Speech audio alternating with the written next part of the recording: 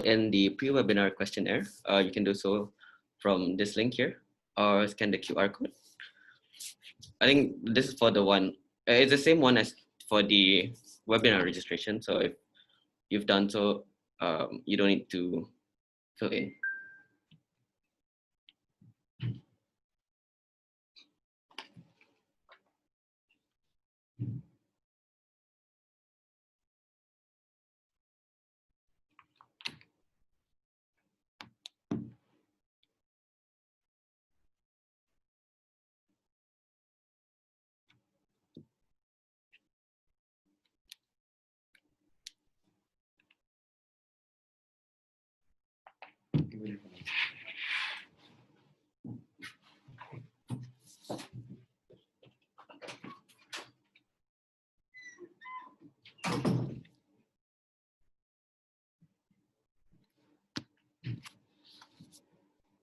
Hold on, yeah.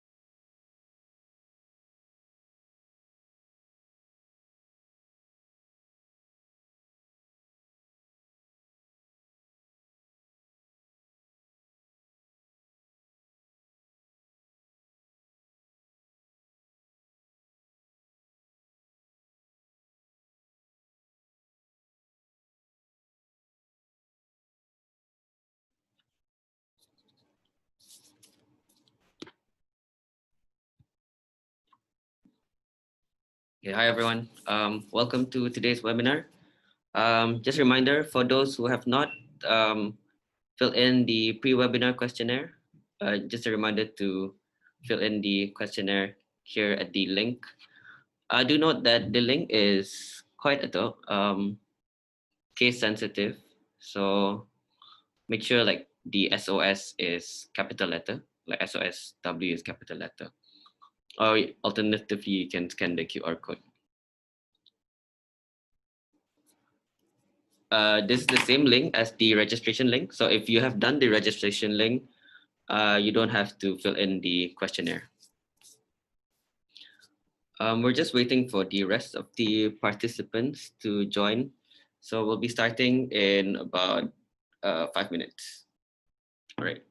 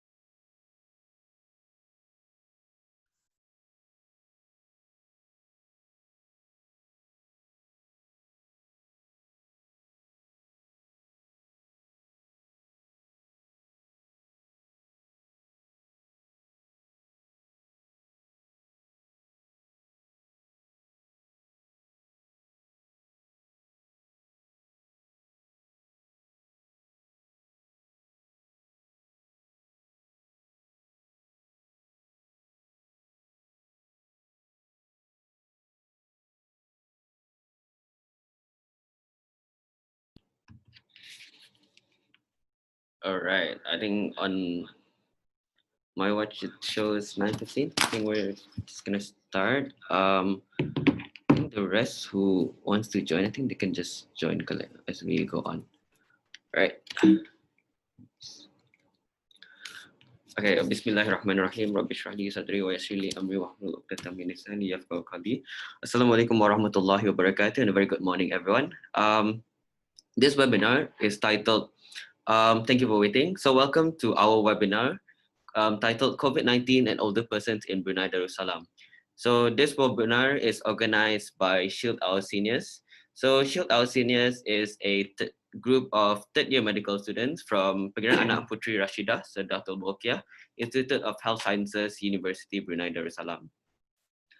So my name is Muhammad Syahmi, and right here with me is Iqbal. So today we will be the moderator for the webinar.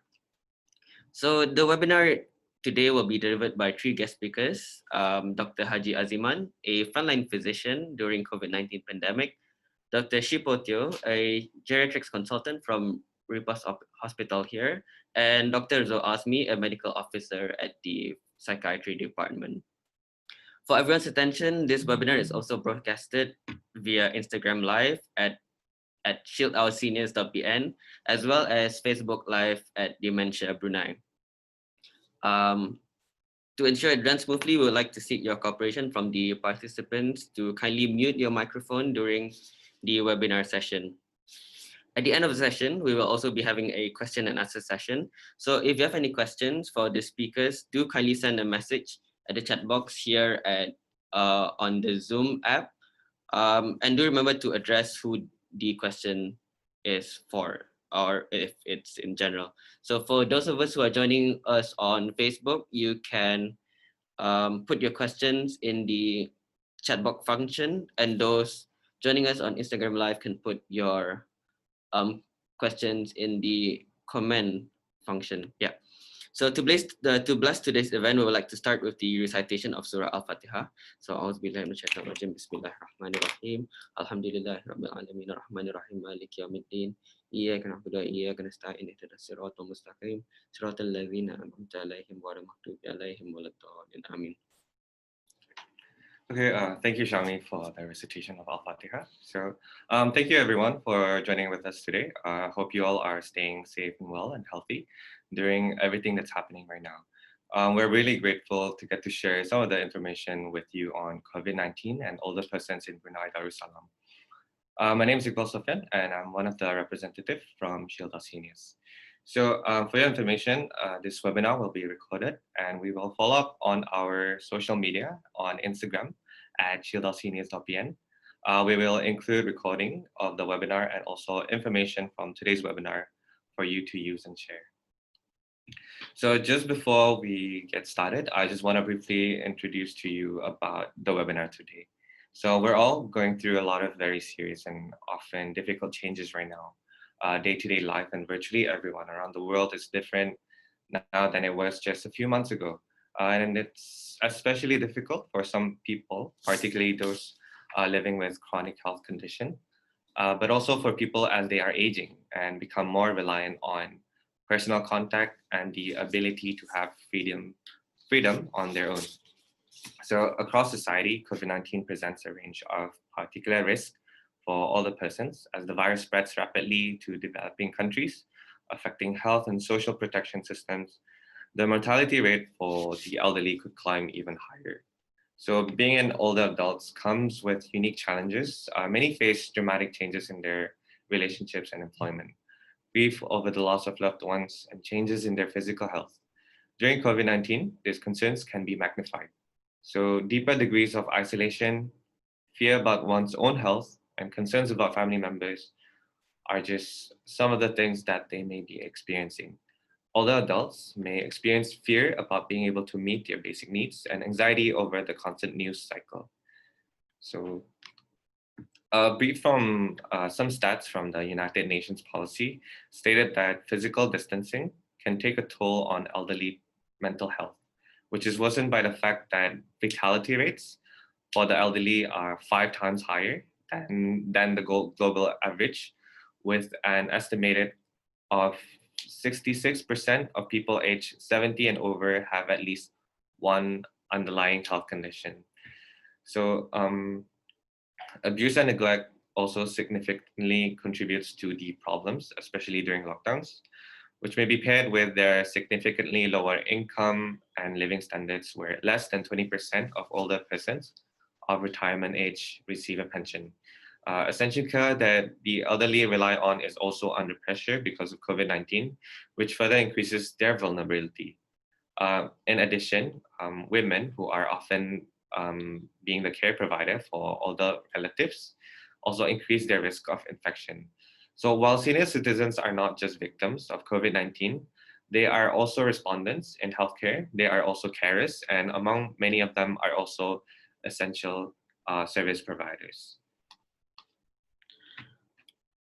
So as such, the aim of this project is to raise awareness regarding elderly care during the COVID-19 pandemic and to help make the elderly feel safer and connected during this unprecedented times. So this community project was held throughout the months of August, September, as well as October. So at the end of August, we had a donation drive whereby members of the public donated pre-loved items such as clothes, books, as well as hygiene items. And from the donated items, we had a fundraising sale. So we were given the opportunity, big props to Sparksco for letting us join their Sparksco flea market 8th edition, whereby we had a fundraising sale. And we also had a fundraising sale at Bandar Kuchria. And the funds raised from the sale were used to buy care packages items. And inside these care packages items, they include like hand sanitizers, face masks, hand soaps, and leaflets, health leaflets that were distributed to elderlies at PKWE, Pusat Kegiatan Warga Emas Brunei Mara and Tutong. We also had the opportunity to join Health Promotion Center in their grocery tour, whereby we brought members of PKWE Tutong to Waho Petani Mall and shared information regarding healthy eating and healthier choices. As mentioned, we had a community outreach program with both PKWE Brunei Mara and Tutong on 2 separate Saturdays. So the program started with warm-up session where we did Tai Chi and Zumba. This is to promote healthier living and healthier, promote exercise among the elderly, followed by health talks by a representative from Health Promotion Center. So I think we had Dr. Alia who presented about healthy aging and different conditions, health conditions among elderlies and how to prevent them, such as dementia and the proper eating and proper exercise. And then S.O.S team, we also did a presentation on how to use the care package items that we were going to give them, such as how to properly wear a mask, how to proper hand hygiene, the 6-7 steps of hand hygiene, as well as technology education, whereby we taught the elderlies how to video call using WhatsApp. So it was quite a fun session. We found that the members of PKW were generally quite lively, so it was really a fun session for us interacting with the elderlies. And then the program ended with the distribution of the care packages to the elderlies. And then we had also exhibition sessions across Brunei. So we had exhibition sessions at RIPAS as well as Bandar Kuchria, whereby the members of the public could learn more about elderly care and problems faced by elderly during the COVID-19 pandemic. And lastly, the last event of this project will be this webinar titled COVID-19 and older persons in Brunei Darussalam, which we will be starting soon. Okay, so I'm very excited to welcome our first speaker, Dr. Aziman, who will be delivering the topic on Brunei's response to COVID-19 and flattening the curve. So Dr. Aziman graduated from the University of Dundee, United Kingdom, and upon obtaining his membership of the Royal College of Physicians, MRCP, he pursued advanced specialist training in rheumatology of the Singapore General Hospital, and is a fellow of the Academy of Medicine, Singapore. Dr. Haji Aziman is currently an acting associate specialist in the field of rheumatology in RIPAS. He's also the deputy in charge of the COVID-19 screening center at the RIPAS Sports Complex. during the COVID-19 pandemic. So without further ado, we welcome Dr. Aziman to deliver his talk. Great. Dr. Aziman, are you there?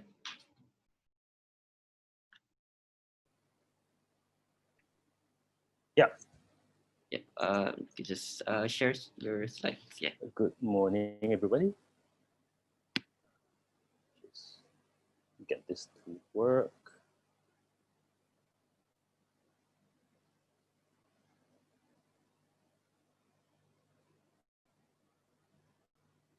Oh.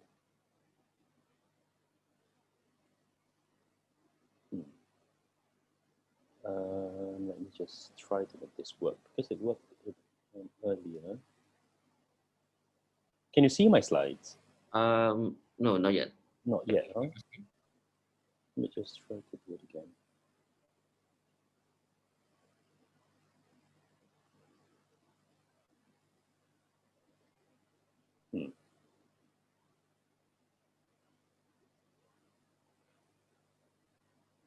Sorry about this. Sorry. Can't seem to find the actual buttons now for the. It should be on the bottom screen, the green. Yeah, the.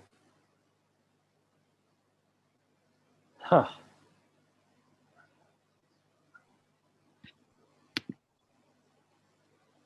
Right, there you go. Yeah, I can't find my slides now, even when I'm trying to share it. Let me try again.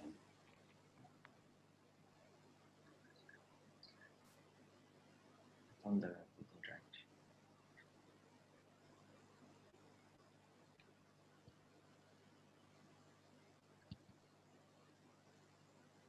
Yeah, there you go. Can you see it? Okay. All right. That's good. Right. Okay. So sorry about that. So Bismillahirrahmanirrahim. Assalamualaikum warahmatullahi wabarakatuh. So Syahmi and Iqbal, thank you very much for inviting me to give this talk, and thank you for everyone who's joining in on this Friday morning. It was a rainy Friday morning, but now I think the sun is already out. So the talk that I'm going to give, I'm sure it's something that we all know. So most of the things I'm going to say is quite familiar with you guys. So as you all know, the thing about this pandemic, the Wuhan, we all started in Wuhan in China back in December 2019.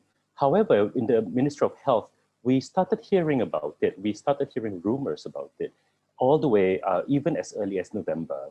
I remember very clearly one of our colleagues in the infectious diseases unit. So she was telling us that, she was saying that, oh, there's something going on in China. We're keeping an eye on it. Potentially it could be huge. And lo and behold, she was right. And in December, China announced that they have this new coronavirus going on. And we all know that it happened in Wuhan. That was the epicenter of the whole, when it all started. And that's when China took action and started all their measures, including lockdowns. Now, in terms of preparation from the Ministry of Health, even as early as December, we started the preparation processes quite early on. I remember attending lots of meetings regarding logistics on how to handle this potential pandemic. It was a potential pandemic at that point. In terms of us on the ground, even as early as December, we were asked to learn how to put on PPEs. This is actually not a PPE. This is the actual full Jupiter suit, which is more stringent than the PPEs that we're doing now. And on the government scale, I'm sure you remember, Brunei already started retrieving their citizens from countries which are heavily affected by the COVID-19. So for example, students and citizens, Brunei students and citizens from China, from UK, were already as early as late last year and beginning of this year, were retrieved back to Brunei. Now, this included 2 citizens that were in Wuhan. So these are the people who were at the epicenter of the whole thing. So a team was set up. I was part of that team to go and retrieve these 2 Brunei citizens from Wuhan, China. So this is this photo shows what before the departure. Not everyone here went to Wuhan with us. So as you can see, our Honorable Minister is there, and representative from other ministries, Ministry of Foreign Affairs and Trade, Communications, and from RB as well. But the actual team consists of 6 people. From the Ministry of Health, there's myself as the doctor, and then nursing officer Zairo, and 2 cabin crew from RB, and also, of course, the 2 pilots who you can't see because they're busy flying the plane. So we were tasked to fly out to Wuhan and to retrieve our 2 Brunei citizens there. So this is us in full PPEs. The journey took us 4 hours from Bandar Seri Begawan to Wuhan, China, and and these are some photos of Wuhan from above. As you can see, it's actually quite a nice city, quite a big city, I'm sure, and looked quite modern to me. And but it was quite surreal because it was very quiet. And I think when we were landing, there were only a few planes on the tarmac then, so it was quite surreal. But Alhamdulillah, by the grace of Allah, we safely retrieved our 2 Brunei citizens, took them back to Brunei, and they were straight taken to Tutong Hospital for isolation. And also when it comes to preparations from other aspect of it, despite all the preparations that we have done by in March 2020, we still recorded our first COVID-19 case. So this was, I'm sure you all remember what happened back then in March. And that's when Brunei thought, that's when we all felt, oh my goodness, it's actually happening. Because prior to this, we keep hearing things going on in other countries, in the UK especially, and also in China. But in March 2020, it happened. It hit home, and Brunei is also affected. So that's when we really took things more seriously than we did after that. And I'm sure you remember in March, April, and May, when new cases started to emerge, more and more positive cases, more and more clusters were identified. People were getting more and more scared, rightfully so. People were getting more fearful. There were lots of rumors going around social media about the disease, through WhatsApp, social media in general, and everybody was quite worried. There was a lot of uncertainty, a lot of fear, and especially remember during the case when there was also the fear of this relapse cases. So people were thinking, oh my goodness, this will never end. You know, people who recovered, they can get reinfected again. So when will this end? So a lot of fear at that point. But especially when we recorded our first death. So this was when I felt that Brunei as a whole country, we all mourned together as a country when we recorded the first death due to complications of COVID-19. So because of this, even earlier before that, the Ministry of Health and the government of Brunei Darussalam in general has taken steps in trying to stifle this pandemic. So the most obvious things that has been taken in terms of the steps taken would be travel regulations. I'm sure we all are affected by it. The travels in and out of the country, it was heavily regulated, and you need special permission to go out and to come in. And those started, if I'm not mistaken, all the way back in March and April. Testing. So testing.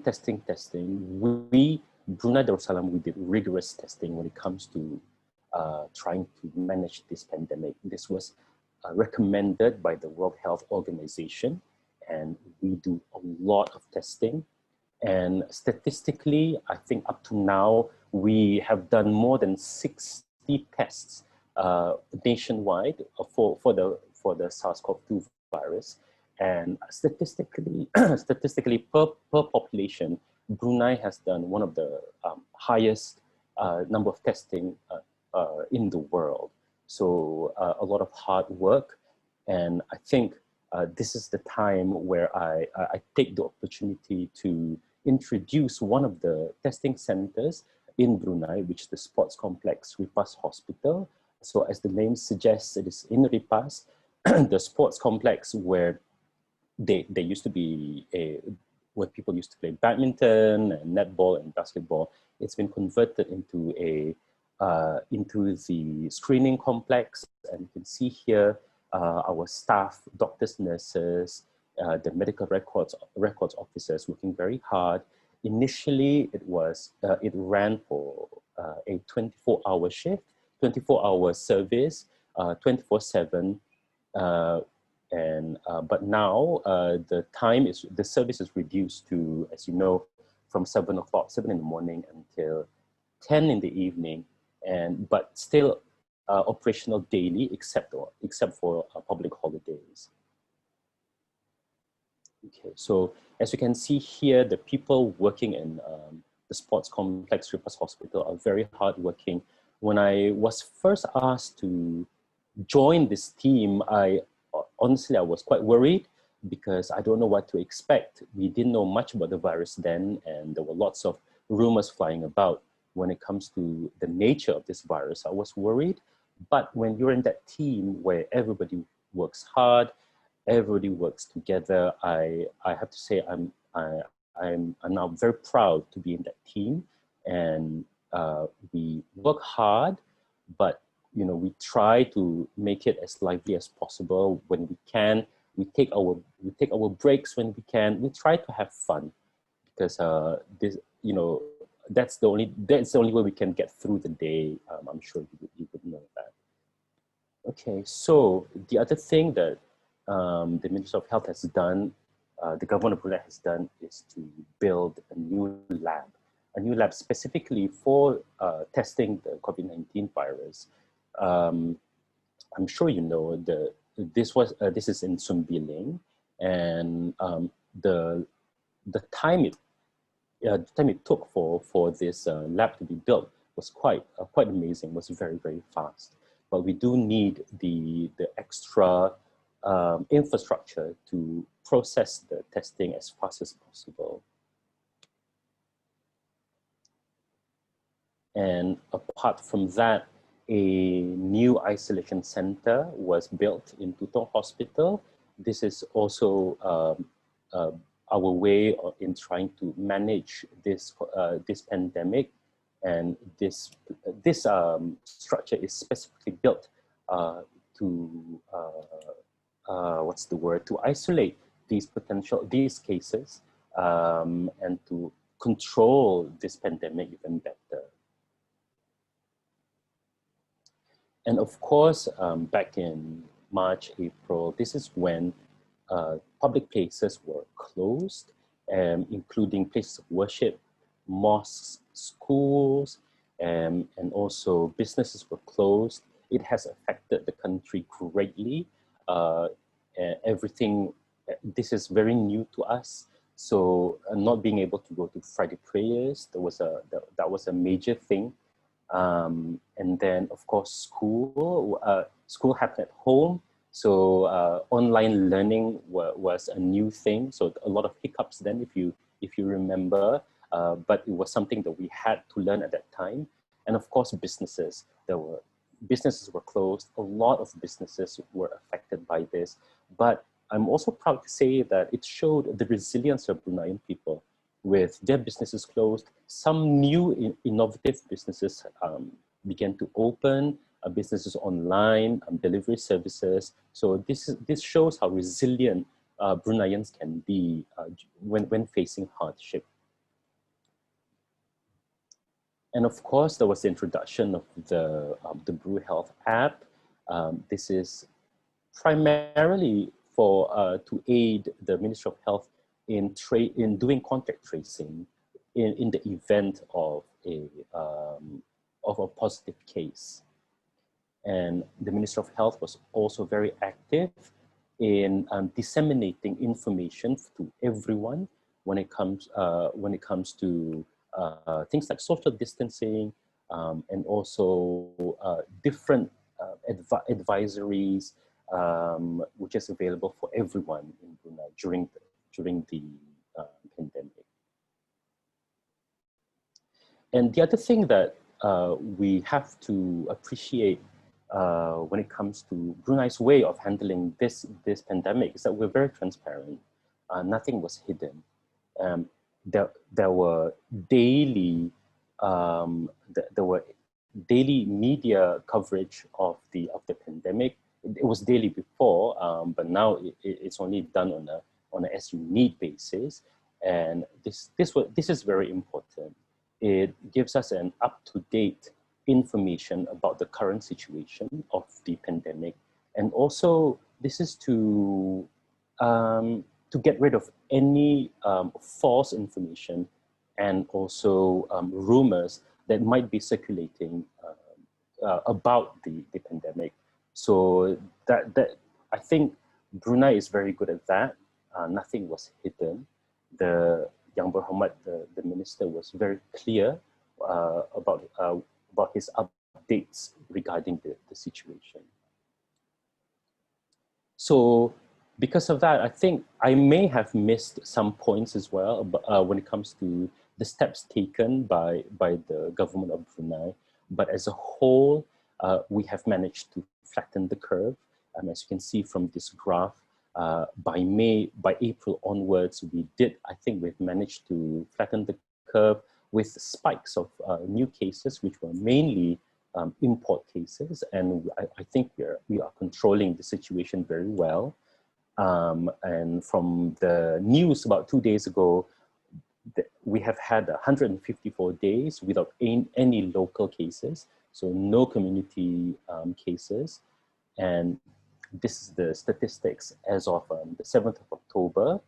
Okay, so so as of now, we have 146 cases. Unfortunately, we have lost three people due to the pandemic, and we pray that they're given rahmah by Allah subhanahu wa ta'ala, and we do and our condolences to the family of these 3 victims. Okay. So I think something is wrong with my thing. So how are we so successful in handling the pandemic? I think the main thing is that our spiritual approach to the whole thing. I'm sure you remember the fatwa or the talk given by Yang Berhormat Mufti, the state Mufti, that was, if I'm not mistaken, back in March, which helped to give us guidance on how to handle this pandemic spiritually.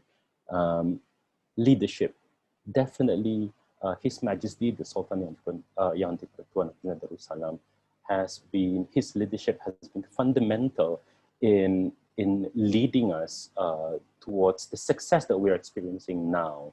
So his guidance has kept the country calm, well informed, and also the organization of the whole thing, it was thankfully well led by His Majesty the Sultan. And as a whole, us Bruneians, I think we're quite a compliant bunch of people. I'm sure you've seen in the news in other countries how some people are very much resistant to the regulations being put in place, for example, wearing masks and social gathering. In Brunei, I think we are quite good. We did have some problems initially, but I think in general, we're pretty much compliant to any of the regulations being put out. So that's a key feature in how Brunei is handling this. Unity. Now, I think this is the time when to me, the COVID-19 has really unified this country. So looking at the silver lining, I think as a whole, Brunei, we stand united. Everybody essentially came hand in hand trying to handle this, be it in the government sector, the different ministries, and also volunteers, businesses, even embassies from other countries. Everybody came together, everybody worked hard, and together, that's how we managed to flatten the curve. But I think the story is not over yet. Unfortunately, COVID-19 around the world, it's still rife, and I think it's still important for us to remain vigilant and remain united so that we can control this and keep this pandemic under control. So that's all for me. Thank you. Thank you very much, Dr. Aziman, for giving us an insight on how Brunei responded to the COVID-19 pandemic, as well as flattening the curve. I think truly it was really a different time for us all, and it was really a new experience for us all. I do agree how you said how this pandemic, looking at the silver lining, it has sort of unified Bruneians. I think I would like to take this opportunity to thank all the frontliners as well as the relevant parties and generally all Bruneians who have made contributions and effort to sort of fight this COVID-19 pandemic.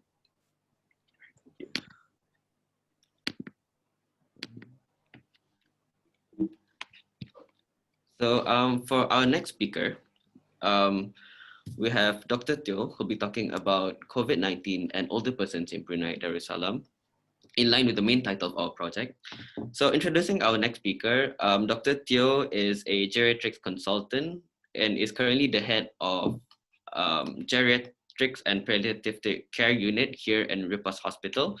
He graduated from University of Otago, New Zealand, and obtained his general training and specialized in geriatrics and acute medicine from Royal Australasian College of Physicians. Dr. Teo is also the Ministry of Health focal point and initiative owner for healthy aging, and involved in developing national strategies for healthy aging, including care for older people. For your information as well, Dr. Teo is also our supervisor for this project. So without further ado, we would kindly invite Dr. Teo to deliver the next topic. Are you there, Doctor? Yeah. Good morning, everyone. Can you hear me? Yep. Yeah.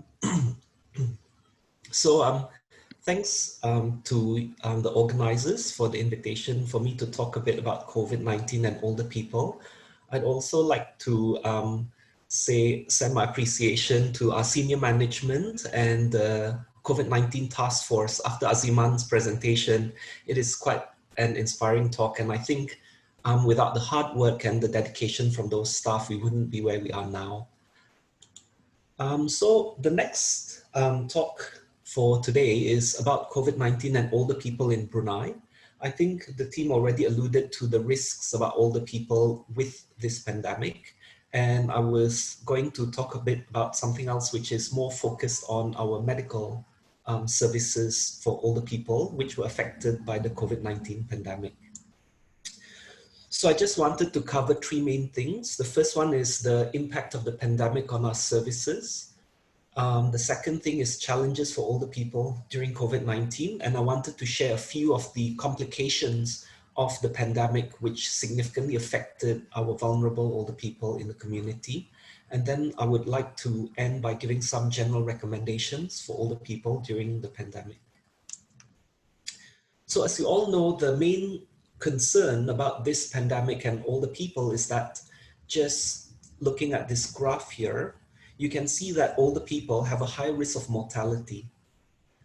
It doesn't matter about their health or wellness.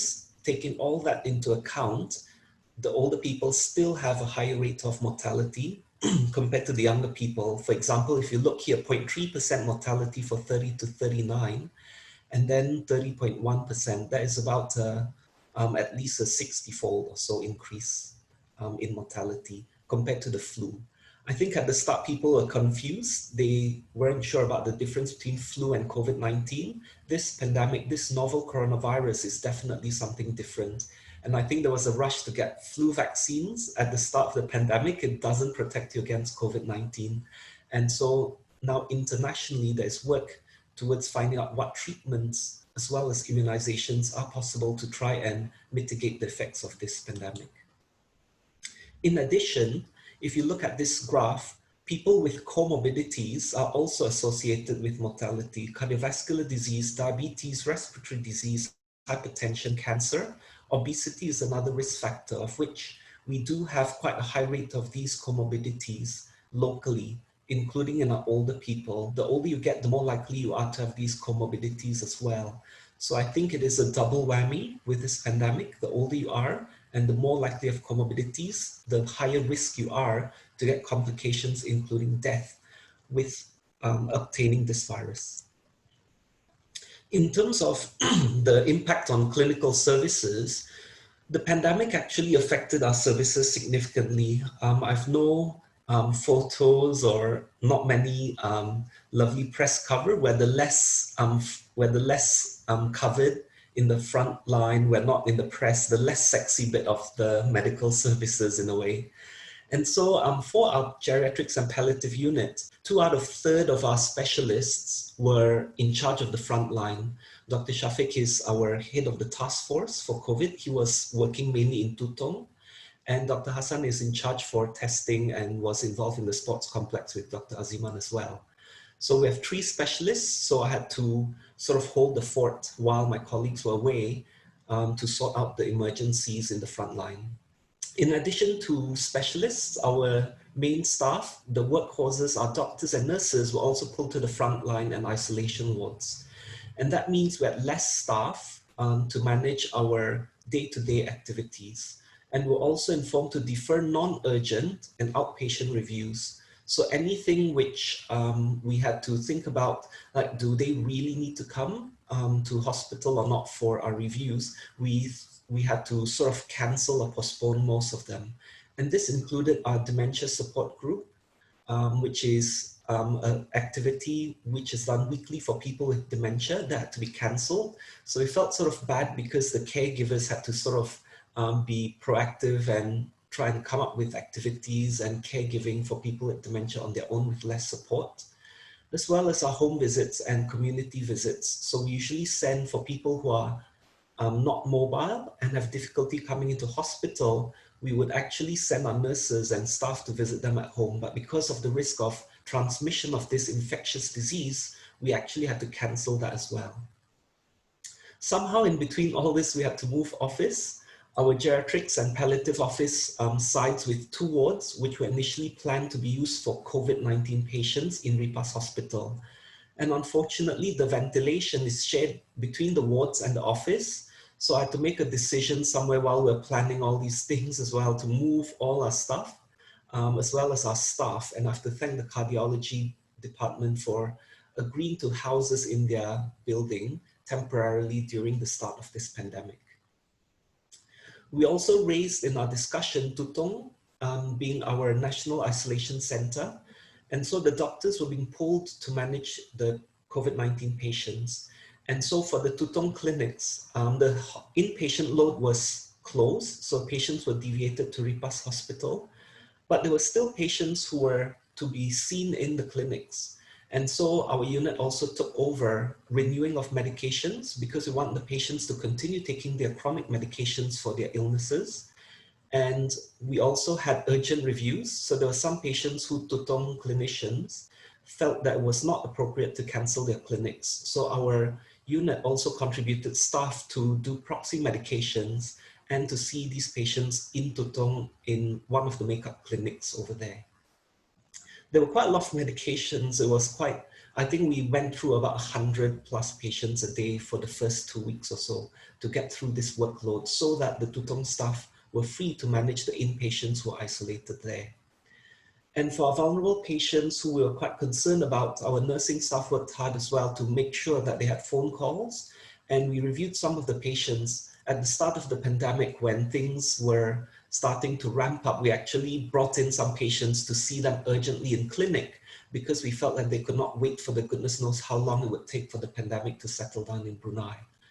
So it was quite difficult, and we had to organize quite a lot of our services in a new way during this pandemic. And then after an initial lull where people were scared of going outside, there was a phase where Brunei was quiet as well. And if you go to the streets, it was quite deserted. And then patients just didn't want to come into hospital, however sick they were.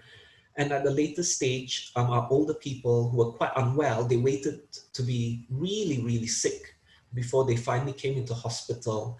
And there was a flood, I think 2 weeks after our first patient, we had a flood of patients under geriatrics and palliative care who were very sick. They had multiple complications, which I'll talk about or share a few specific ones which really hit us hard. And these patients tended to have a prolonged length of stay. And the frail patients who needed support services, they tended to be hospitalized soon due to limited community services. And so our patient workload increased significantly out of proportion to what we usually had. I think there was one phase where I had 40 patients under our services, and it took me 2 days of full day ward rounds before we could find when I could finally see each and every person and make sure that a management plan was in place. And for this difficult time, I have to say thank you so much to our team, the doctors and nurses in our service who have worked quite hard to support us during this difficult time. There were a few challenges that we experienced as well, and I've listed them here. There was conflict between usual services and COVID-19 demands. And I think with our increased workload, we certainly already spared quite a few doctors and nurses to other services, and we were always asked for more. And because of our workload, it was quite difficult to strike that balance. Because of suspect cases, flu-like illnesses, we had to take precautions in hospital. So patients with flu-like illnesses who had to be admitted, we had to screen them for COVID-19 using the swabs. And this enhanced surveillance meant that our patients had to move to the isolation unit, and we had to see them there, or we had to delay seeing them until they are proven to be negative using the swab. Using personal protective equipment to protect our staff as well as the patients, there was initial shortage of supplies for infection prevention and control. And I remember masks and hand sanitizers were in such high demand that however fast our nurses put out our hand sanitizers, things got missing. Somehow public members had them as well. And then so there was this tension and fight for these equipment at the start. Unfortunately, now things have settled, but I remember you couldn't even get hand sanitizers or masks outside if you wanted to. As clinicians, we had this ethical dilemma. We had to balance the risk versus benefit of patient encounters. What I mean by that is patients will contact us and say they would like to see us, and you have to be stuck and be sure, do I want them to come into hospital and have potential exposure to sick patients and carriers potentially of the COVID-19 virus? Or can I just try and make do? And this was quite a difficult task that we had to take into account as well in terms of management considerations. We had to think a lot about staff safety and risk of exposure. For example, mask fitting. I'm not sure whether people are aware, but not all of us fit the N95 masks. There are a few different brands. For example, myself, I only fit one of them, which have run out. So we have to think about extenders, we have to think about safety of our staff and risk stratification as well. And for home visits, I actually told our nurses, because of the shortage of personal protective equipment, and they had to fit themselves with this before they go for home visits. So our home visits was actually suspended for a fair amount of time. until we could come up with protocols or approaches to mitigate this risk. The other issue was that we had updates in protocols and workflow. Because of the ever-changing situation, we always had updates through WhatsApp. And I remember there was a phase where we had, I think, 6 different SOPs for the same thing. And it was just a struggle to try and keep up with the new clinical information, the SOPs, and we had to look up the present guidelines because this was a novel coronavirus of which we had not seen before. I was quite concerned about staff morale. Our workload increased. And so I was trying to supply our team with coffee. I don't know whether that helped, but certainly the mental health of our staff as well as patients was something which I was concerned about. So I'll be interested to hear Dr. Damit's talk later about mental health. And then the other issue or concern we had was members of public insisting to visit patients in groups. I know our patients that we have admitted were quite ill. Family members were keen to visit them with good intent. But the thing is, for each visitor, we are unsure whether they have symptoms or have carried this virus. And so we had to restrict this, and it was quite difficult to enforce that because it was just an ongoing issue that we had to remind members of public, we only want one person, etc. Unfortunately, one of our patients was visited by a symptomatic relative who came in and she was apparently coughing, sneezing, and she had a fever as well. And unfortunately, 2 days later, she was confirmed to have COVID-19. And because she came into contact with our patient had to be isolated and swabbed. And because our staff members were potentially in contact with this patient, who was in contact with, our patient was in contact with a person who was COVID-19 positive, our team had to stand down. And this was the case for a day until the results of our patient's COVID-19 swab came back.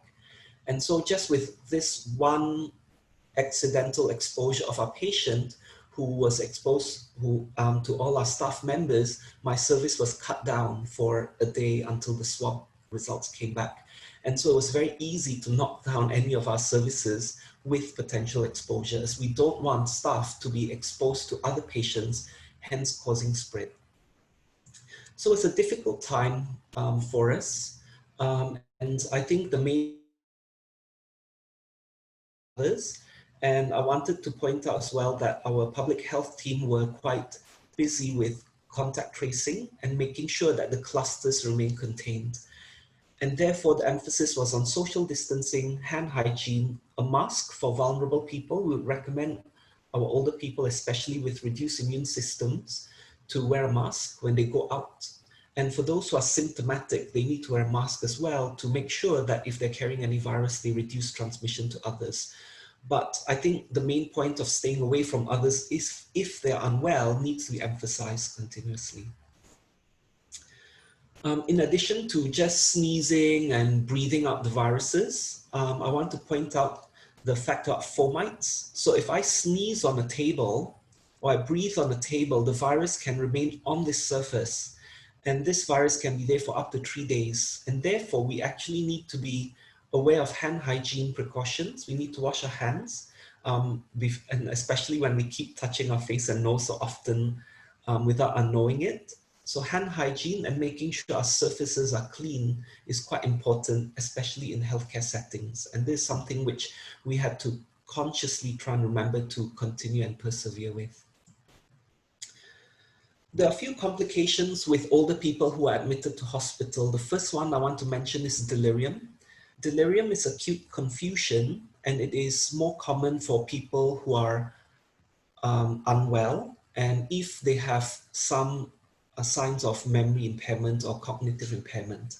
And so unfortunately, the COVID-19 pandemic made a lot of our older patients have delirium. And at the start, before the lab was built, our turnover time for these COVID swabs was up to 2-3 days. And so we'd have older people who are confused, stuck in our isolation wards. And this first picture depicts what it looks like. It's just white walls, and there's no contact with anyone whatsoever. Actually, for all of us, not just older people or people with cognitive impairment, if we're locked in a room like this, within 3 days, some people will get visual hallucinations.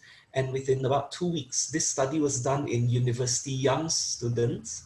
A lot of them had hallucinations and disorientation, which is similar to delirium. So we're all prone to this, and we're putting our sick patients, including sick older people, in our isolation wards, increasing this risk of this complication.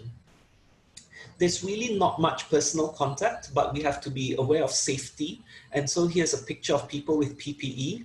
And so in terms of the personal interaction, the facial expressions, the identity of who we are, it's quite limited, and therefore this worsens delirium as well because we're unable to easily orientate them. In addition, these poor people are exposed to intervention. So here's a picture of someone with a swab. And for some of our older patients who are already unsure why they're in this room on their own without their family members, they're exposed to intervention, which makes them quite agitated as well. And I have to say, for people who are monitored intensely, like in this picture, all these machinery will cause noise, and it is quite difficult to sleep and get rest. And all this will compound our older people getting delirious in hospital. I remember at the start of the pandemic, a lot of the patients who were stepped down from our isolation wards, a lot of them came to us because they developed delirium during the isolation process. Here are a few strategies to reduce risk of delirium, and this applies to all people who come into hospital, not just our older people. We have to control pain, think about medication, make sure that their hearing aids and glasses are in place so that they can orientate. We try to limit unnecessary intervention like restraints, try to personalize the environment so that they are easily orientated, make sure they are well hydrated, fed. We try and identify and treat constipation as try and make sure they have enough rest. So all these things are basic treatment for delirium, which is very difficult to provide in an isolation ward setting. And I have to apologize for this terrible picture, but it deserves mention. Another complication that we have encountered quite a lot of are pressure injuries. And so in the community, our home visits are provided for immobile, fully dependent patients. And because of social distancing, I think family members have decided not to be in close contact, or these poor, fully dependent people have not been turned, and some of them look like they haven't had the ideal hygiene management at home. So we have had patients come into hospital with terrible pressure injuries. And looking at our statistics, in the first 3 months when the pandemic hit Brunei, we had 9 patients with pressure injuries which were infected, and it goes deep down into the bone, complicated by osteomyelitis. So for these patients, this looks like there's something on the surface and it looks closed off, but actually it is all rotten inside. And until we debride all this rotten flesh, we are unable to see how deep the infection actually goes. And so for the patients who came in with pressure injuries with this appearance, our nurses, I think we had 2 or 3 nurses doing wound debridement. That was all that they did in the morning. They didn't join us for rounds because we just had quite a fair few wounds which were terrible and needed a lot of time to try and do wound management. In terms of the 9 patients who came in with osteomyelitis, about 2/3 of them died before they completed the antibiotic course. The others won't do so well. I have to say that these infections are terrible because they are at risk of coming back, especially when it goes deep into the bone. They're very painful, and and they take up quite a lot of our body's requirements of energy and nutrition. So we have to try and think about feeding as well and preventing this from happening. For caregivers and people with dependent older family members, I want to use this picture here to point out where pressure injuries are prone to develop. And this is anywhere which carries the weight against bone. So that would be the heels. There's a picture of a heel pressure injury. The sacrum, which around the lower back, like these 2 pictures, and even the back of the head. We had someone with an ear pressure injury as well, which was quite difficult to manage. And for these dependent people, we also have to make sure that caregivers are taught how to manage them, because when they aren't sure how to lift them, sometimes the sheer stress or the bed sheets rubbing against these wounds will actually remove some of the skin off. And so this is actually quite a sad situation where with social distancing, family members are less keen to visit their vulnerable older people, which is fair enough to reduce viral transmission, but we also have to think about their needs and the care requirements of these vulnerable people too. So to end off with, here are some recommendations that I have for our older people. Infection prevention and control, hand hygiene, wear a mask, avoid people if you're sick. And if you have a fever, it's self-isolation for 3 days. And if you're quite unwell, then you need to seek medical attention and the team will decide whether a swab is required. During this new normal, we need to try and maintain physical activity and mental health, nutrition and hydration, and get adequate sleep.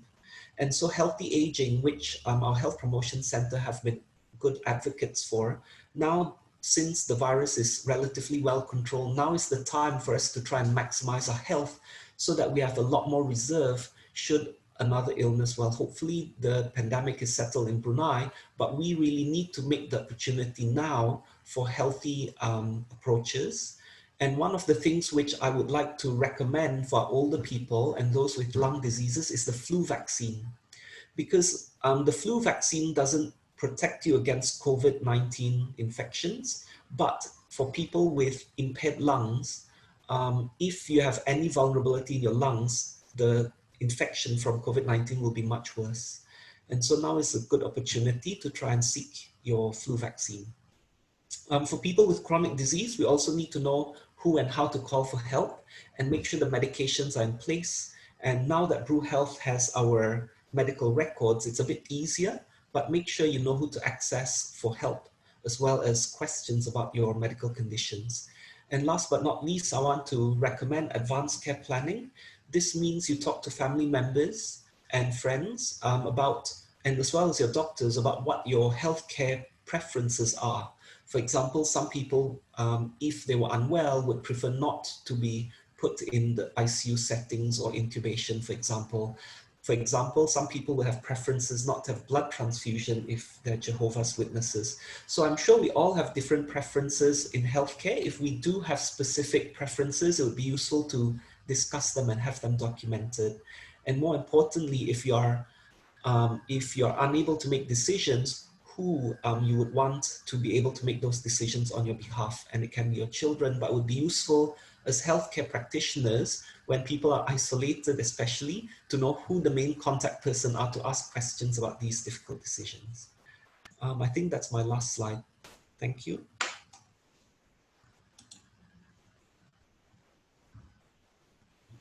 Okay, thank you, Dr. Teo, for giving us an insight on COVID-19 and older persons in Brunei Darussalam.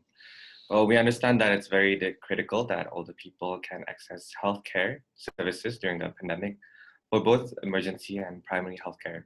So it's amazing to hear how much was put into realizing innovative approaches for elderly care during these hard times. So,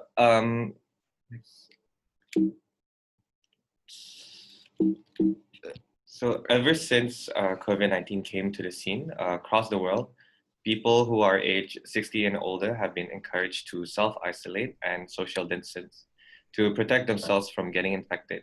So this could potentially increase the risk for social isolation, which is a recognized public health concern in the elderly. So finally, I would like to welcome Dr. Zul Azmi to deliver this very next important topic, which is mental health aspects among elderlies during COVID-19 pandemic. So Dr. Zul is a medical officer in Psychiatry Department. He graduated from University of Queensland, Australia, and he has completed basic specialty training in psychiatry, and is one of the graduating students for the Master of Medicine in Psychiatry program at UBD this year. So Dr. Zul, we welcome you to start. Hello. Okay. I'm just gonna share the slide first. Okay, just bear with me.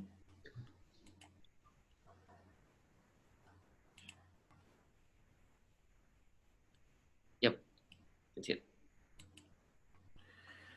Okay, Bismillahirrahmanirrahim. Assalamualaikum. A very good morning, everyone. Can you all hear me? Yep. Okay. So first of all, thank you very much for inviting myself to deliver this topic, mental health aspects among the elderly during the COVID-19 pandemic. Before I start, I would like to thank the frontliner, Dr. Teo, the nurses, with all the first presentation, the second presentation, it shows that what we've been going through during this COVID-19 pandemic. Okay. First, I would just like to show the outline of my presentation. So basically, I will introduce the topic and see what's the impact of COVID-19 on mental health and well-being in the elderly, and what steps taken by our department, Psychiatry in Brunei. Also look into old age psychiatry in specific as well, and talk about, we wrap up with how to care for the elderly.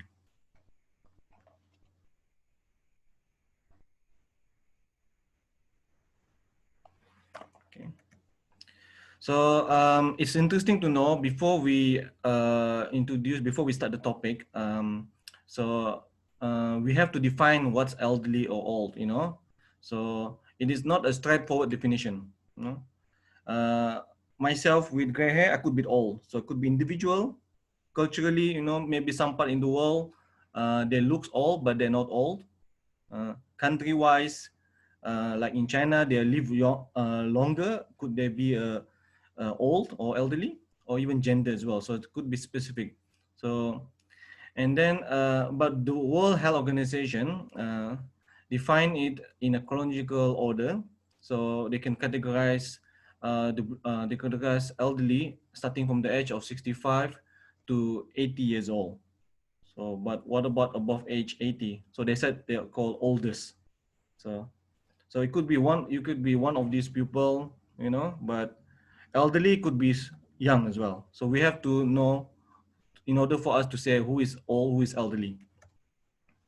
Another important things to define is to understand is what is mental health. Mental health is all about how people think, feel, and behave.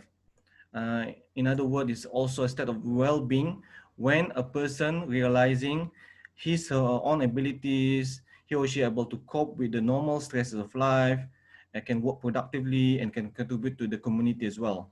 So it's not just merely the absence of mental disorder or disability. You know? It's mentioned earlier by Dr. Aziman, we've been facing this virus, coronavirus, caused by the SARS-CoV-2 virus, and it is quite severe and quite fatal. And the one are usually affected, those have related to age and also the immunocompromised states. The WHO has recommended strict guidelines in the geriatric population to social isolation to control the deaths in heavily affected countries. So with this increase in vulnerability, there's a rise in fear, panic, apprehension, not just among the senior, but also their families as well. So let's just move on talking about the impact of this COVID-19 pandemic on mental health and well-being in the elderly. So advancing age itself is a predisposing factor, as mentioned by Dr. Teo, physical and not just physical, but also mental issues.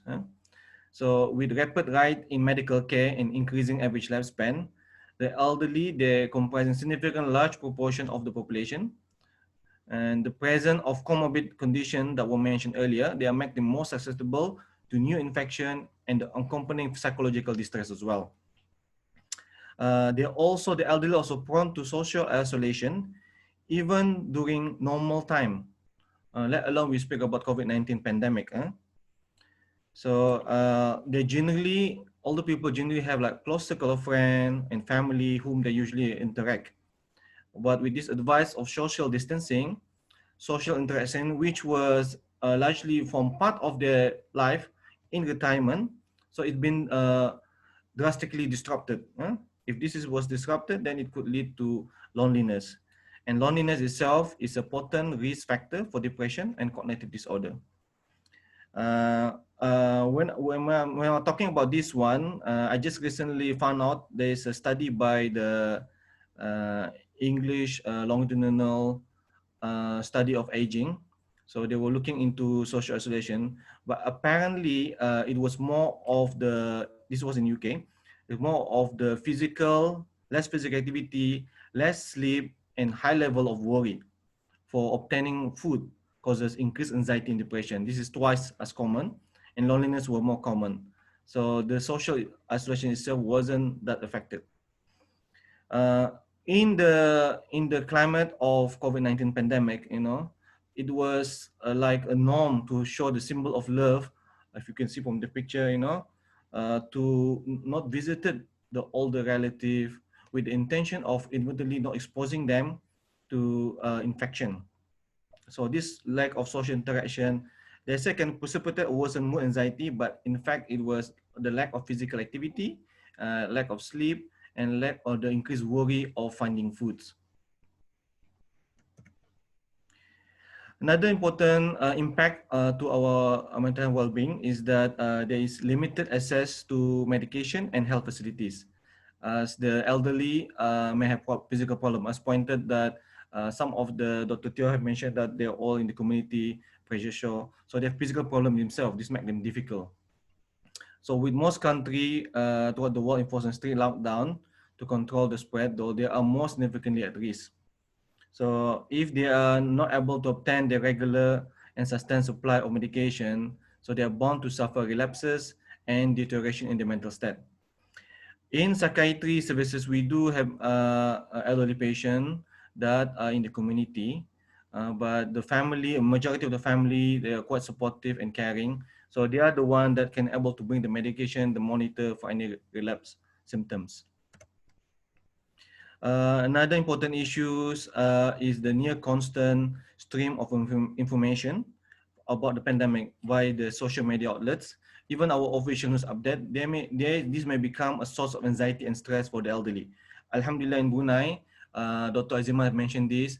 The minister have accurately updated, you know, reassured the general public. So this is probably why it's not as much a problem for us. I will mention later. Sometimes this information, if it's not being controlled, being given in an accurate manner, it can cause information overload. By itself can lead to paranoia, mistrust of the healthcare facility, and they may lead them to avoid like quarantine orders. And then most of the seniors, they're not comfortable with smartphones. So I was like happy to hear that the Shield team, Shield of society went to the community and teaches the elderly how to use smartphone, you know, and how to use Skype. So if they don't do this, they might find it difficult to follow the media, and they might not follow the precaution as explained to them. Another issue is that those most media outlets, they highlight and increase this mortality rates of COVID-19 older people. It is a fact, as shown by Dr. Teo, that older people, elderly people, they have deaths from COVID-19. But this regular exposure of the news, the rising number of deaths can trigger episodes of anxiety, low mood, and sleep disturbances. So this itself can lead to overall detrimental effect on the quality of life. And problems like wandering, irritability, and psychotic symptoms, if this patient already have them, this can be worsen the panic and make them difficult for them to follow the precaution of social distancing and hygiene. Another issue as well, the sensory and cognitive deficit, they might be unaware of the updates of the COVID-19. So they may also easy target of misinformation. So like inadequate, because of that, they inadequately follow the precautionary measures. People with mental health disorder as well, including the elderly, they are more vulnerable and are prone to exacerbation during such crisis. So these are the steps taken in our psychiatric services in Brunei. We do follow what's the Ministry of Health guidelines on all medical services. The patients, if the elderly patient, all patients as well, they have to enter the clinic, enter to the property. They have to scan using the Brunei Health scan first. And if they don't have it, they have to write down their name, IC, contact number, home address, time in, time out, and even the date. Once they have taken the vital signs, Then they were asked to wash their hand using the hand sanitizer. So even the family, if in clinic, they were asked to wait outside, and they scan the blue health card if they need to see the treating doctor one by one. With regard to our doctors and nurses, at all times we were still until now, even in psychiatry, we still wear masks if you encountering patient, and even we have to clean the desk using alcohol before we see the patient as well. We are not. We also, what I'm saying is that also our doctors and nurses are also included in the COVID-19 team. So our number also down. There are a few of our doctors, Dr. Fariza, Dr. Andy, Dr. Ahmad. These are our doctors that we send for the National Isolation Center team, because as we already anticipated, quarantine might cause increase in mental issue. So they are the people that our team that allowed to help with the services as well. In terms of the all age clinic, in terms of visitor into the ward, we limit the visitor only one visitor at a time, 15 minutes. They have to scan, as well. With regard to the all age clinic, all stable patient, same with the medical geriatric clinic, we reschedule appointment. We repeat the prescription through the phone. We ask the family if they're concerned about the patient or not. If the family are concerned, they can bring the patient to our walk-in clinic. We have a walk-in clinic as well, so to see the walk-in doctor. And if needed, then we have to consider that they have to come for early appointment. Even in our setup in the psychiatric clinic, we have an area where if the patient has high temperature, following our SOP protocol, then this we have specific doctor will see this patient with a mask and a gown in a specific assigned room as well. Community psychiatry with the elderly, we also with the team in the all age geriatric teams in a psychiatry team, we also have community visit, but during the pandemic, all visits were withheld and prescriptions were only renewed. So what's important to move forward is that we need to care for the elderly, and this care should be a holistic approach with increased sensitivity, knowing about their mental health as well. There's a few measures that are recommended in the literature to help with their psychological well-being. So as Dr. Teo also mentioned, this is the most important one. So we ensure that adequate social distancing, hand washing, wearing of masks, if you're unwell, if you're going to overcrowded places. But for the elderly, it need to be explained in a very simple, needful, and relevant terms. Another important issue, another thing that we can do is social connectedness with their loved one. It is important for them to connect with their family and friends, either by regular phone call, using technologies such as WhatsApp and Skype as well. And we also encourage them to undertake activities that will enrich their environment, like learn something new, go hiking if they can able to do lah, do some knitting, do some exercising, yoga, Zumba, but make sure you check with your doctor first. And then consider some self-help activities such as relaxation and exercise. Digital screen time is best that we reduce, just like children, but for them it's not because of the hyperactive or not, but this screen time, we want to prevent misinformation and panic as well. So if you want to update the COVID-19 situation, should be necessary measures and relevant information only. No need to give vivid data and unnecessary statistic, so this better we avoid it. If you go to public places, if there are so many people, overcrowding, so you have to prevent this, encourage physical activity, enhance the family support, and ensure the nutrition. I was happy to know that even Shyh on senior team, they also buy some nutrition by food this is to increase the general well-being as well. And then we as a family and caregiver, we need to be sensitive to the increased needs of those those who already have the pre-existing disorder, dementia, depression, anxiety. So even on the time of pandemic, now it's control, but we still need to give, to be sensitive on it. Be mindful also, like in psychiatry, we have all the carers, like younger adult having mental illness. The carer is the parents, which are much older. So we have to also mindful of their needs, whether it negatively impacting on them as well, if they're in social isolation. The most important thing is autonomy, respect, and dignities. We need to be preserved, you know. I haven't heard of any cases during the pandemic that any elder abuse, but this need to be preserved in our geriatric population, especially in the COVID-19 situation. If possible, it's important to have them an active involvement, even in decision making as well, like the planning, the old age planning. That's it. Thank you very much. All right. Okay. Okay. Thank you, Dr. Damit, for the interesting talk regarding mental health aspects among elderly during the COVID-19 pandemic. I think from our experience, like our interactions with the elderly at PKWE, I think they were generally quite curious regarding the information about COVID-19. And I think when we tried to, during our health talks and explaining about proper hand hygiene, I think they were quite appreciative. And I think from the feedback that we got, I think they would want more of similar activities, right?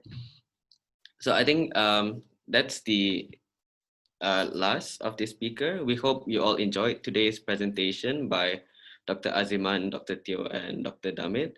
So I'll now invite the other S.O.S. Shield Our Seniors member, so Amirah Fakhriah, Amirah Nabilah, and Hilmiyah, who will just provide some closing remarks, just reiterate what has been presented today on ways to care for elderly, as well as proceed with the Q&A session.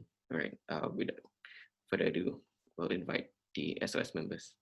All right, so we hope you all enjoyed today's presentation by Dr. Aziman, Dr. Teo, and Dr. Zul. So we're also part of the S.O.S. members. My name is Amirah Fakhriah. I'm Amirah Nabilah. I'm Hilmiyah. So, all right, just to share some information on top of what Dr. Zul has talked about. So here are some ways to care for elderly during COVID-19. Okay, can you share screen?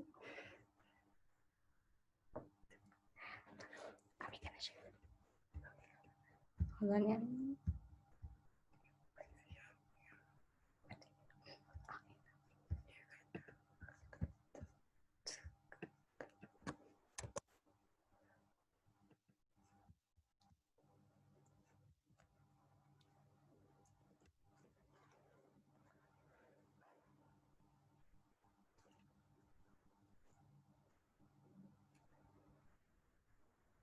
All right, so here are some ways to care for the elderly during COVID-19. So first of all, we could give them social support, so we can check up on them through phone calls and messages. And then remember to practice social distancing and limit in-person visits. Next is we can help the elderly to run their errands by buying daily necessities and ensuring their medical supplies are stocked up. We can also help the elderly to stay connected, feel involved and purposeful and less lonely by showing them how to video chat with others using smartphones, laptop, and also tablets. Also to postpone any unnecessary medical visits. Next is to set up emergency contacts and speed dials. And remember to be kind and show empathy to them. So try to talk and listen to them and help them to cope with stress. All right, so thank you, Mia, for sharing some information on how to care for elderly, especially during the pandemic. So now we're going to move ahead with the question and answer session. So the floor is now open for discussion, and we will take some time for the questions to come in now. And just a reminder for all the participants, please be sure to type your questions in the chat box below. So we're gonna wait for a bit.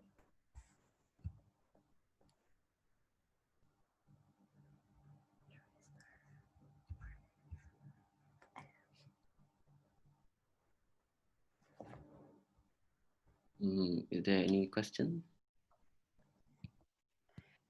Okay, so we received the first question. This question is for Dr. Aziman. So the question is, what were the challenges faced by our country during the peak of the pandemic, which is like during the March, the initial phase of the COVID pandemic in our country? Hi, can you hear me? Yep. Hello? Okay. So the challenges in general that we faced, I think during the peak of the pandemic, obviously the thing that we all experienced were the things like the closure of schools and shops, going to public places, traveling, a lot of things that we all experienced together. But I think the main thing, the most challenging thing that we faced at that point in time was the uncertainty. We were all fearful about this new coronavirus because we've never experienced this before, and we were getting different information from everywhere, not just from rumors, but from actual legitimate sources, such as from the WHO, about the nature of this virus. We're not sure how this virus, how it survived, how the life course of this virus. We were not sure about it. So apart from the usual things that we all experienced together, I think the main thing was the uncertainty. In terms of healthcare workers in particular, it's the increased workload. Because we still have to shift our manpower in order for us to be able to manage our the pandemic situation more efficiently. But this is at the cost of us taking away manpower from other services. So like what the Theo was saying, a lot of people from the geriatric services were taken away from them so that they could work in the different isolation centers in the sports complex. Psychiatrists, as mentioned by Dr. Damit, Dr. Andy was working with us in the sports complex. So in particular, specifically for the healthcare workers, it is the increased workload, I think. Anything else? Thank you, Dr. Aziman, for your response, and I hope that answers the question. So the next question is directed to Dr. Zul Azmi. Doctor, are you there? Okay, yes, I'm here. Okay, so the question is, how do we ensure social support for our elderlies who are limited from going out of the house? They do need social stimulation as they don't have a lot of things to do at home. Being stuck at home doesn't exactly make them feel happy. So how can we ensure like social support, especially during physical distancing phases right now? Okay, thank you very much for the question. The problem with elderly with physical limitation and possibly also having a mental illness as well is not something uncommon. But of course, with the COVID-19 pandemic, it's make it much harder. What we do, we still follow the guidelines. It is best, like, you know, is even the physical distancing, that the social connectedness must still be there, you know. If you have to really approach your elderly family member, so you have to make sure you have the 3-step measures approach done. And if necessary, you encourage them to do some physical activity, even with the limitation, you know, talk with them. We sometimes the family, usually the family will contact us in our clinic setting, asking our nurses. They are all quite well trained, like, what happened, my mom is like this, what should I do, you know. And but if it's really necessary, then they can bring, if it's necessary, they can bring to emergency, because they are usually difficult for them to come to the clinic. And because sometimes it could be delirium, as Dr. Teo is telling us, you know, could they have delirium? Then we can approach the matter together with our medical colleague as well. So I hope that's answered the question. Or can you all hear me? Or maybe I'm just rambling. Yes. You all hear me? Yep. Okay. I don't need to repeat again. No. Okay. Thank you. Thank you. Thank you, Dr. Zul Azmi, for your answer. I hope all of us can benefit from that answer. Then we can provide. Can just add some more? Right, sure. The other important thing actually that I want to add on during the pandemic, our patient, our what do you call this? Our all patient that stable or known to us, they're actually quite okay. We receive more referral of new cases like anxiety, mostly anxiety, and a little bit of depression, post COVID-19 pandemic that we need assessment. And some of them do need some medication as well, or even just psychological inputs. Just to add on, for these cases, usually people can refer to the health clinic first and ask referral to us if needed, or to psychology, or there is Talian Harapan as well. And but the walk-in psychology during the pandemic was not open. Only us were opening. So, thank you. All right, thank you, Dr. Zul Azmi. I think like in conjunction with Mental Health Day tomorrow is also important for us to emphasize the importance of mental health, especially on elderlies. Oh yeah, since you're saying, sorry. Yes, tomorrow is World Mental Health. So I'm working it in support World Mental Health Day. So come to RIPAS tomorrow after 7:45 till 3 p.m. All right. So the next question is for Dr. Teo. So the question is, earlier on, you described the effects of COVID-19 to Geriatrics department, which is like you have short staff problems and stuffs. And how is the department doing currently? Hi, it's doing all right. I think in terms of our staffing levels, it's not back to where it is. We've still got nurses in our isolation wards because apparently, I think it's a compliment. Apparently, she's quite good at managing older people who are in isolation. So while we've wanted her to come back to us to go back to the geriatric services, I think it's a testament to how useful the skill set for older people is. I think in terms of our current workload, we're catching up, but I think like all other services, because this is the new normal, we have to plan.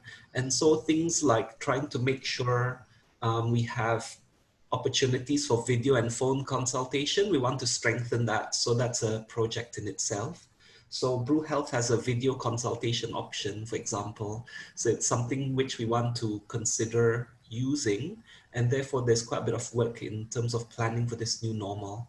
The other thing is our dementia support group, we're restarting on the 15th.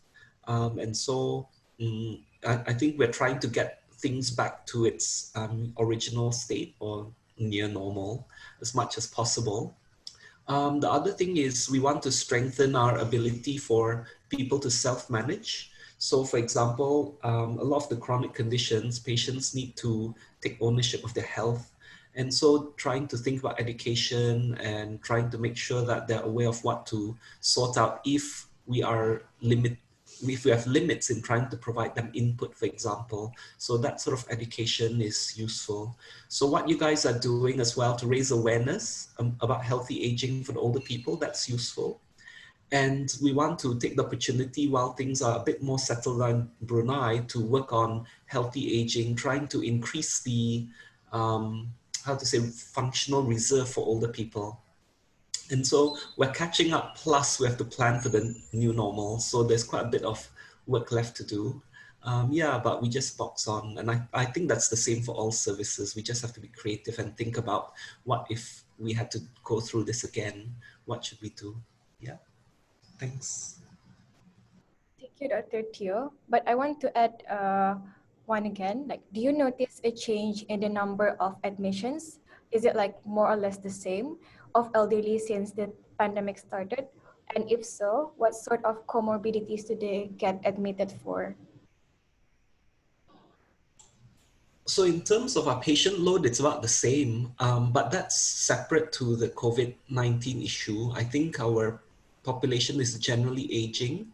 And so anyway, with or without the pandemic, our numbers will go up. So currently, for example, we have about 20 inpatients. We're trying to avoid having them admitted. So we're trying to manage some in the community as well, through phone support, nurses home visit, etc. So in terms of how many patients we have, it's relative because inpatients we know, but then outpatients we have to think about them as well. I think I foresee that our services will need a lot more extra support and staffing anyway. So we're trying to increase the numbers, but that's just the way it is in Brunei.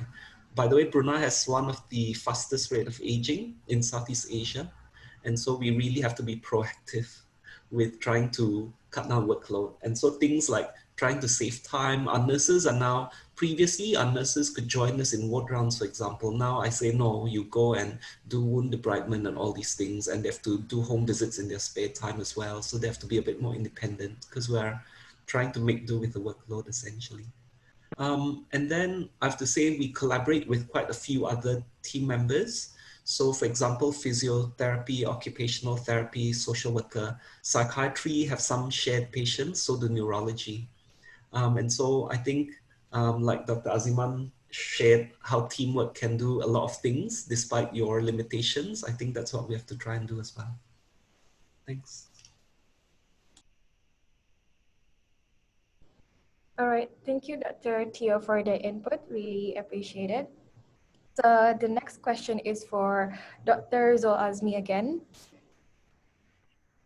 Okay, so one of our participants asked, you mentioned to be mindful with the carer's mental health. How do we approach that conversation with the carer? And if we are the carer, what do we look out for in ourselves?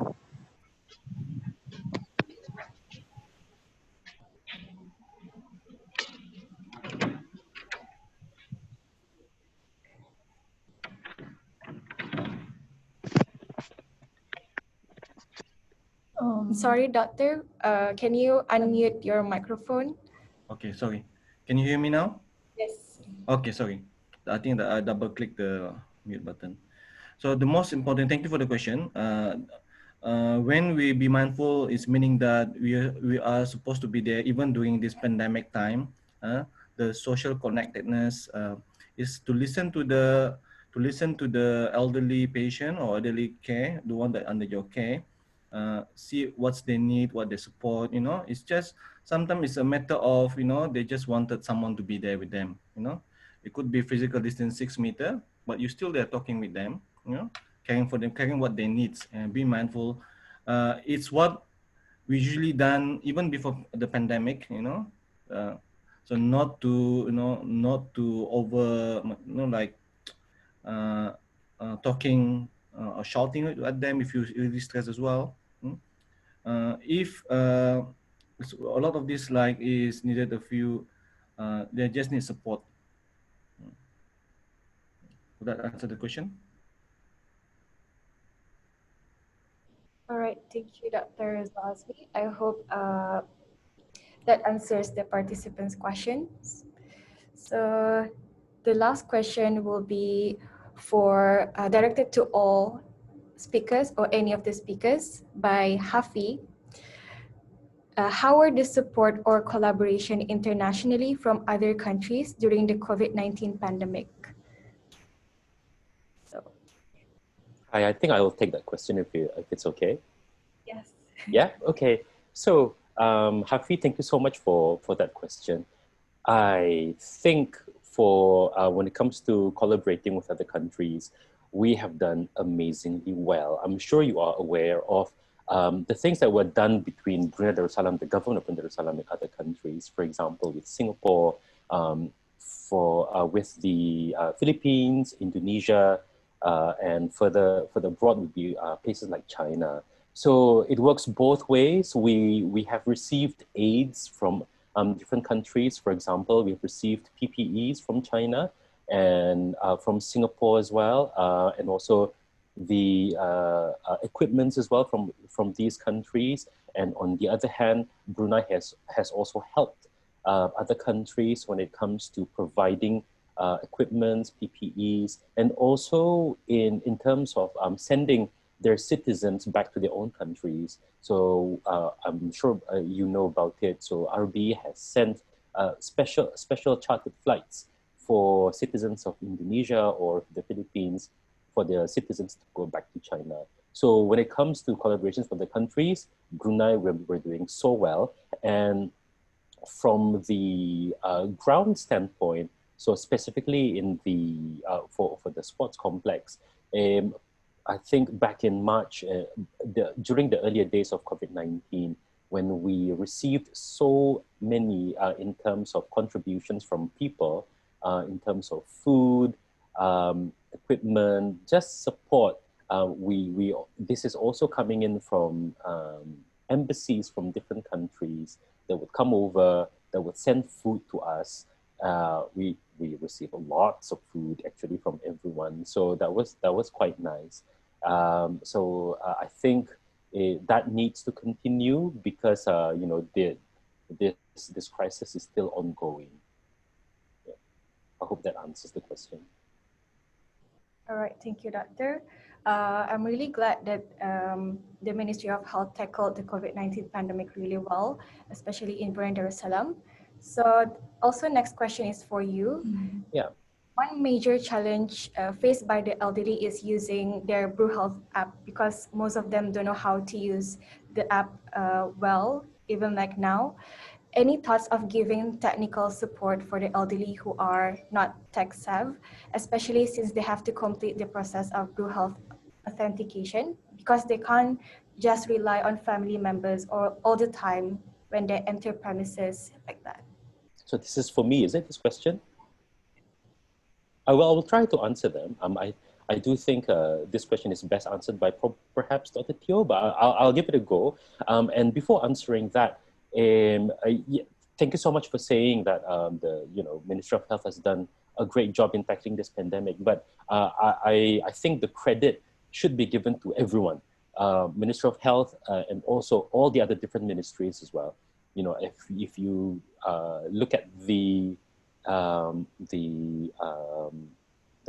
news, in the news, the collaboration between the Ministry of Health and other ministries were very close and is still very, very close. So and also apart from the government sectors, the non-governmental sectors also play a role as well. And let's not forget our volunteers. So the volunteers in this pandemic, they play a crucial role in helping us handle this. So touching on that, and answering the question, specific things that has been done when it comes to helping the elderlies with the BruHealth app would be just that. When I go to work, I still have to scan in with using my BruHealth app thing like everybody else, and I noticed that for the older people of the old generation, when they do have problems with their phones, the volunteers are the ones that would step forward and help them either with their phones or help them in filling up their forms. So those are the specifics that I can remember, but I don't know if the other two doctors have any other experiences that they've noticed as well.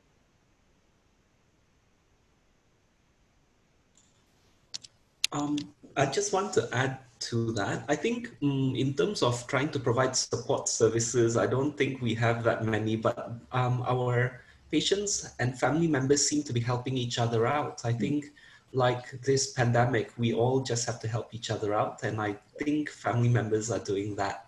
So, and I think the volunteers, I have to say also, are doing quite a good job in being proactive and helping our older people, especially when they come into hospitals. So I've noticed that as well. But to enter into premises, people have to scan in. And so I think there's usually people in the front. So I haven't thought of a need to come up with another IT video or something, it's probably confusing things, but we have good community support here. So I don't think hopefully that's not needed currently.